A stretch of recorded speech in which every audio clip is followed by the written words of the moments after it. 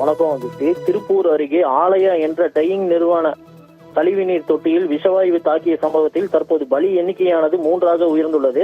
Dyeing நிறுவன உரிமையாளர் நவீனை கைது செய்து தமிழக அரசு நடவடிக்கை எடுக்க வேண்டும் என உயிரிழந்தவர்களின் குடும்பத்தார் கண்ணீர் மல்க தற்போது தமிழக அரசு கோரிக்கை வைத்துள்ளனர். திருப்பூர் கரைப்புதூர் பகுதியில் நவீன் என்பவருக்கு சொந்தமான ஆலயா என்ற பெயரில் டையிங் நிறுவனமானது செயல்பட்டு வருகிறது.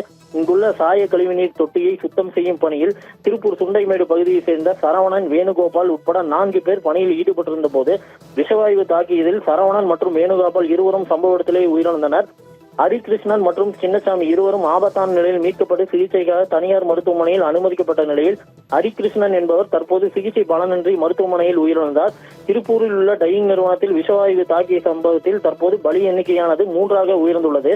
இதனிடையே பாதுகாப்பு உபகரணங்கள் வழங்காமல் தொழிலாளர்களை பணிக்கு அமர்த்தி தொழிலாளர்களின் உயிரை அலட்சியமாக நினைத்த ஆலயா டையிங் நிறுவன உரிமையாளர் நவீனை கைது செய்து திருப்பூர் மாவட்ட காவல்துறை மற்றும் மாவட்ட நிர்வாகம் நடவடிக்கை எடுக்க வேண்டும் என உயிரிழந்தவர்களின் குடும்பத்தார் கண்ணீர் மல்க தமிழக அரசுக்கு தற்போது கோரிக்கை வைத்துள்ளனர்.